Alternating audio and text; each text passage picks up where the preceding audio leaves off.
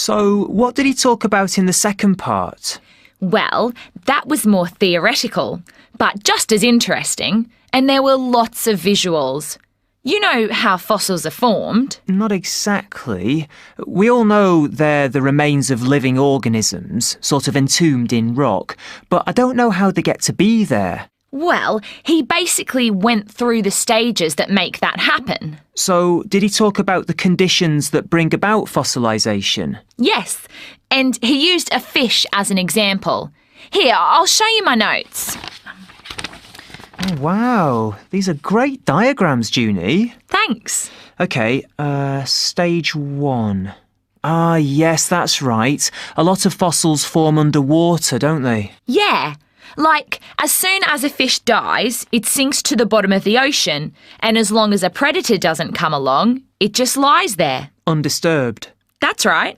And since the ocean bed's soft, well, much of it is, plus it's muddy as well, the fish gradually gets covered over and can't be seen anymore.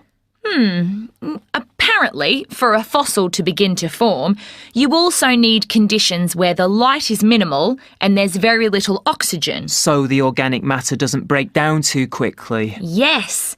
And you know, there are fault lines, even on the seabed, and the rocks can move. Yeah, so once the fish gets buried, I guess that has to happen quite quickly. All the sand and sediment piles up into layers, and the huge pressure and weight of all the layers compacts it, and you move on to stage 2, where it gets heavier and heavier until it becomes hard rock. There'd be no water left, so the fish skeleton would be entombed. It can stay like that for millions of years, can't it? It can, but during that time, the bone in the skeleton is replaced by minerals. I see. And these minerals sort of mimic the shape of the skeleton. Yes, and that's how you get a fossil. But how do we find them if they're buried so far down? Again, it's all down to the movement of the Earth's plates. In the last stage, many millions of years after the fossil has formed, the rock may lift and eventually be above sea level. Meanwhile, the surface of the rock wears away? Yes.